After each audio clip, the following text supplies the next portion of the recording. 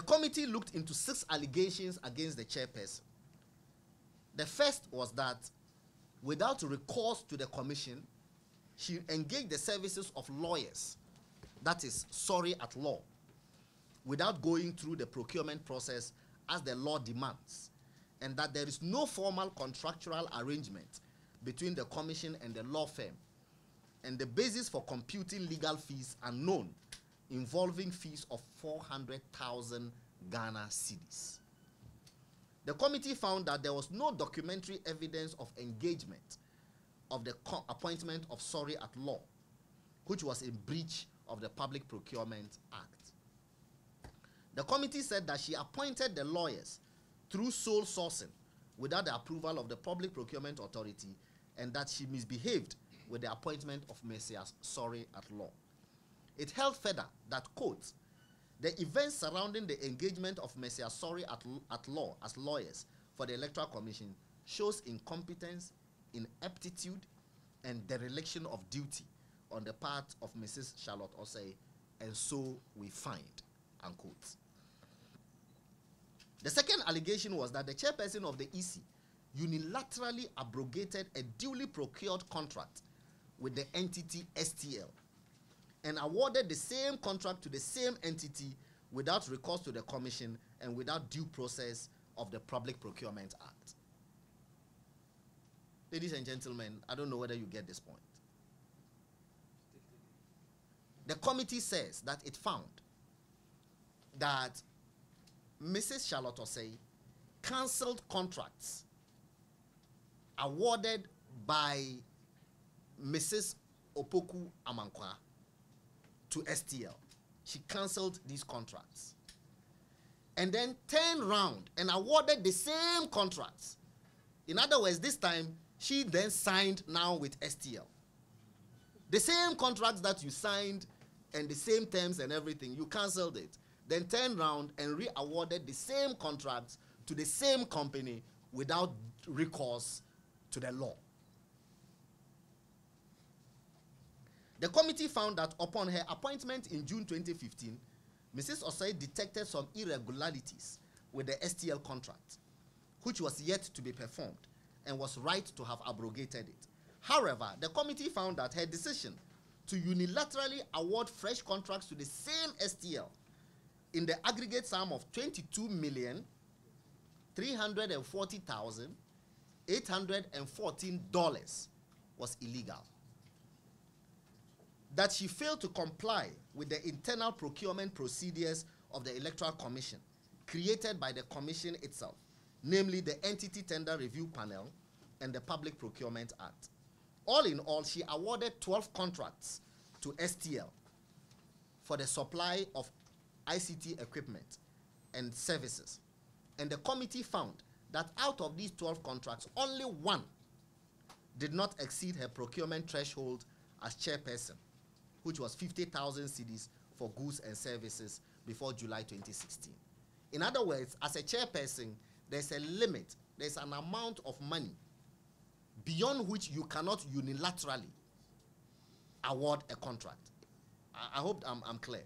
In other words, beyond that amount, you must recourse to the Public Procurement Authority.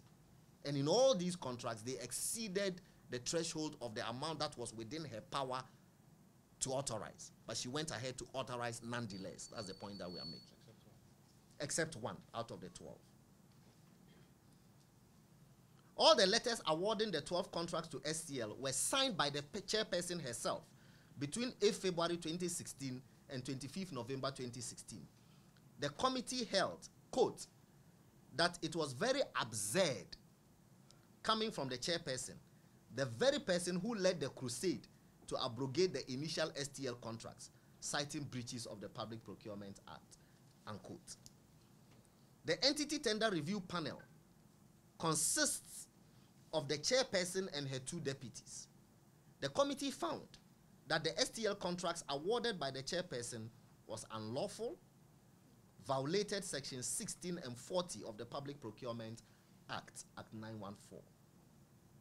The committee found that she misbehaved, and misbehavior is a quotation, that, quote, she misbehaved in awarding the new STL contracts it further held that she, quote, showed sheer incompetence in the manner she handled or conducted the award of new STL contracts in view of her experience with the initial STL contracts which were abrogated at her instance, unquote. The third allegation is over the decision to acquire a new office block for the commission. The committee found that the chairperson breached the law on procurement in awarding contracts for works and consultancy service for the new building. The Public Procurement Authority in February 2016 granted approval for the EC to award the contract for consultancy service for partitioning the new offices at the current sum of 98,000 Ghana cedis, 98,100 Ghana cedis, as requested by the EC. Note that the Public Procurement Authority approved a contract sum of 98,100 Ghana cedis to the commission for the partitioning of new offices. However, in April 2016, in April 2016, the chairperson wrote to the PPA for another restricted tender for internal partitioning of the new office block at a total cost of 3,410,268 Ghana cedis. This was also granted.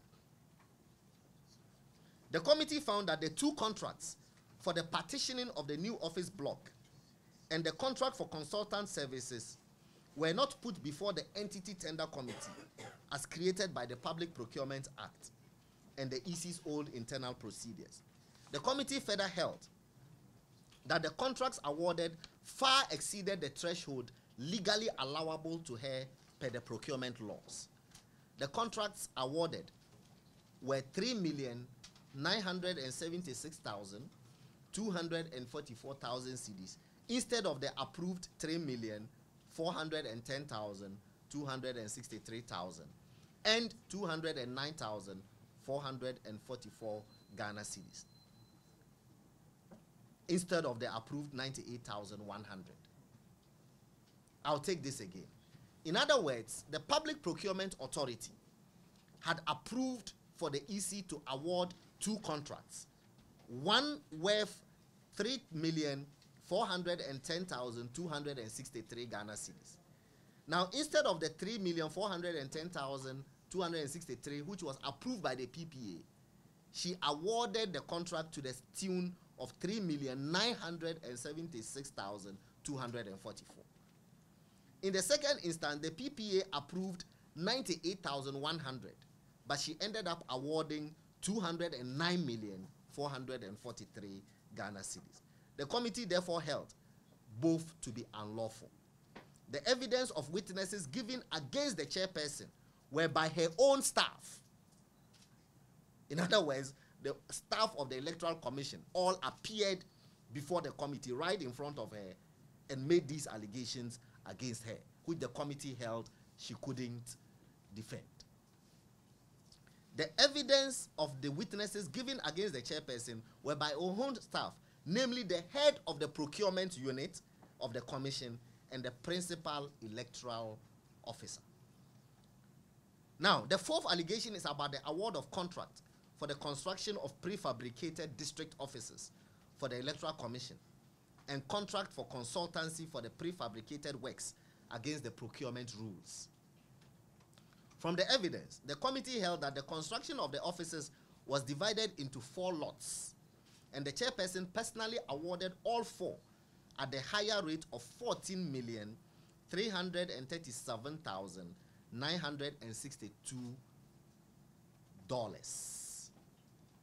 This was in excess of $6,837,962, and that she awarded the contracts without reference to the entity tender committee as required. To stress, the committee found that the value of the prefabricated office buildings was stated as $7.5 million in the letter to the PPA, but the contract was awarded by the chairperson to the tune of $14.3 million. I don't know whether this is clear. It says that she wrote to the PPA for approval for a contract sum of $7.5 million, but then came back and awarded the contract for 14.3 instead of the approved $7.5 million. The fifth allegation was about the use of donor support of $76,000 by a USAID grant for the EC's ICT environment. The contract for the design of the EC's website was also held to be illegal, since she awarded the contract without recourse to the rules of procurement. The last allegation was also about the use of donor funds for an award to repackage the strategic plan of the commission, funded by the UNDP, and to develop a new logo for the commission. That was also in breach of the procurement law. All 6 allegations leveled against Mrs. Charlotte Osei related to breaches of the Public Procurement Act, Act 663, as amended by Act 914. The committee quotes the Chief Justice as having observed in her prima facie determination that, quote, the Public Procurement Act is an enactment which one may say is made in pursuance of the principles of probity and accountability expressed in Article 37(1) of the Constitution. It envisages that in the procurement of goods and services with public resources, there must be standard practices which are aimed at fairness and value for money, so as to strengthen the national economy. It is for this reason, in my view, that the Act is so detailed and specific in the process and procedures it prescribes, unquote. In the words of the committee, quote, in all the procurement activities which we had to investigate, the findings have been that Mrs. Charlotte Osei failed to comply with the Public Procurement Act, unquote. The committee dismissed the defense by the chairperson that procurement was not part of her core functions. The committee observed that she herself was writing directly to seek approval from the PPA to do restricted tender, that she herself as chairperson wrote directly to companies to notify them of contract awards. It held, quote, if procurement of goods and services was not part of the core business of the Electoral Commission, as argued by Mrs. Charlotte Osei, why did she take over the above roles directly when there was a procurement unit with a head in the Electoral Commission, unquote. The committee concluded that enough evidence had been established and therefore recommended her removal from office as chairperson of the EC based on misbehavior and incompetence. It further recommended that the EC should cease using the services of Mercy Asori at law as solicitors, but that the firm be paid for the legal services it has rendered so far.